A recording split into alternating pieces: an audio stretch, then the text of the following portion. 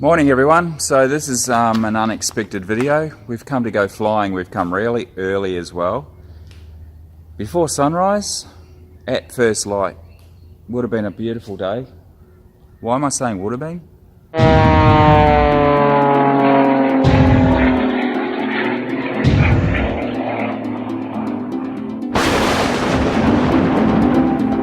Well, you can probably see in the background the trike is chocked up. It's got a flat rear tyre. Who's had that happen to them before? Oh well, we're going to try something. We're not going to fly it, but it's worth a test. We're going to have a look at those self-inflating cans of aerosol spray. We don't know what's in it, but it's not recommended for tubed tyres and going over 50 kilometres an hour. But I think sometimes you use those kind of things if you're in a predicament, like you're out in the bush, stuck somewhere, you've landed, but you've got a flat tyre and you're stuck. You're not going to stay there for 5 days waiting for help if no one knows you're there. So these things are set to try us, aren't they? So let's have a look at this and do an experiment while we've got this problem. I'll be getting a new tube. I won't be playing around with this one or trying to repair it or anything like that. And don't you do it either, it's just not recommended. So first we're going to have a look at the actual contents of the can.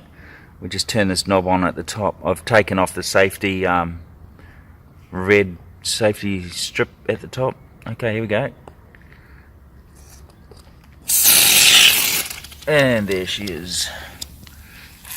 It's some sort of foam, but we can't see that it's going to set. It looks like some expanding kind of foam. Wondering if it cures in the tube or the tyre as a kind of hardened expandite kind of builder's foam. We'll see if it goes off and sets hard. Right, so the first thing we do is we attach the mechanism, the tube, to the wheel, and we're supposed to let the thing fly, let it rip and fill up the tyre, use up the whole can of spray, and then we're going to see if it actually does the job for us. Now, as I said, I'm not going to leave it this way. The tube must be replaced.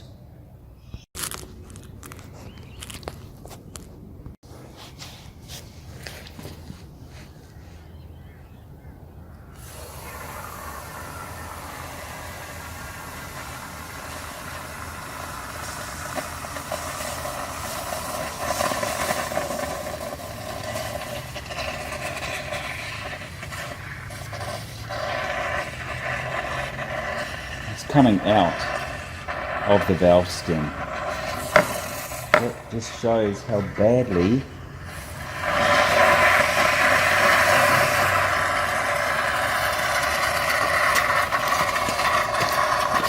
this thing is destroyed.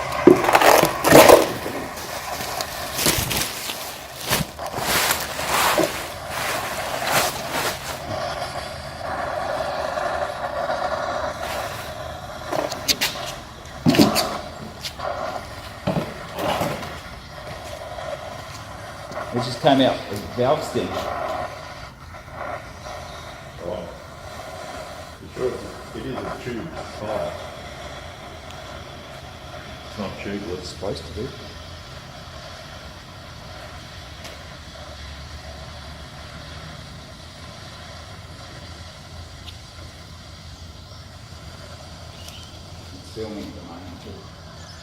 Well, so far I'm not impressed. I don't think it's going to work. I think that it's mechanical motion. You're supposed to drive, if you use it in a car, you're supposed to drive on it, which could generate heat, or the mechanical motion could cause the stuff to go off. I don't know how it's supposed to work, but at the moment it's not looking really good.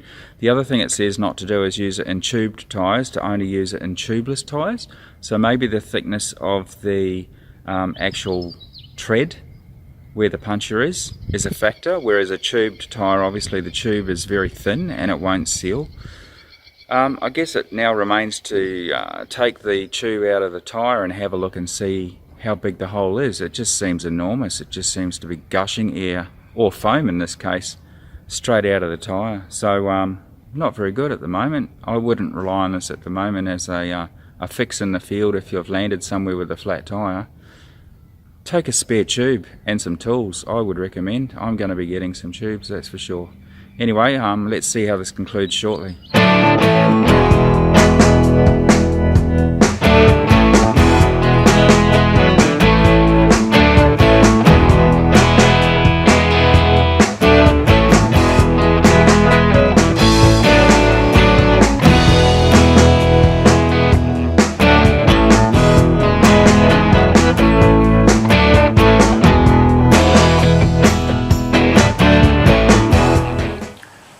So we've learned a few things from this. First of all, that the aerosol cans are not reliable and cannot seal a puncture on the inside of a tube, on the inner rim circumference. Okay, the puncture must be on the outside of the tube, on the tyre tread side. Obviously, to get a puncture on the inside of the rim is unusual. And the other thing that we've learned is it's better to take tools than an aerosol can anyway. Much safer option if you can pull it to pieces, the wheel that is, and inspect the tube and put it together safely. I would not want to have a deflation during flight and be trying to land on a flat tyre. I would imagine that could go pretty bad. So anyway, I've now put together a full toolkit, as light as possible, with essential equipment, and hopefully if I ever have to use it, it will get me out of trouble. This is a photo of it now, showing what I consider to be essential tools, and it includes things like a couple of spanners, a shifter, which I found this one from a local store here called Bunnings, which I just thought it was a good all-round shifter. It seems reliable, it's light, as light as they're going to get, but it's got a big jaw on it for those big axle nuts. And the shifter is a versatile generic tool that should be able to do many jobs on a repair, whatever it might be, hopefully anyway, to get you out of trouble. And there's a few sockets and Allen keys and a puncture repair kit. A spare tube is, I think, more important than a puncture repair kit. If you can fit a new tube if you have an issue, that's much better.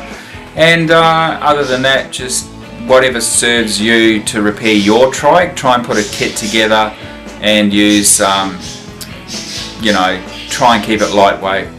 I can hear my birds. Can you hear them in the background? They like hearing my voice, I suppose. They go off when they hear it. Anyway, that hopefully will keep me out of trouble for next time I have a puncture. This is my second puncture. This is my third puncture in terms of the number of aircraft, but this is the second puncture on this trike. The first one was due to a thorn, and this one appears to be due to this. I'm pretty sure it was. It's a non-ferrous metal piece of swarf that was on the tube in the tyre, but on the inner circumference against the rim. Okay, so it looks like it's been introduced into the wheel during manufacturer assembly 12 months ago. There's no other way it could have got in there as far as I'm concerned, and it looks like it might be a bit of swarf off the actual rim. I mean, I'm speculating at the moment, but what else could it be? Other than that, happy flying, stay safe, and make sure you do the right thing when it comes to maintenance, and we'll see you again soon. Thanks for watching. Bye for now.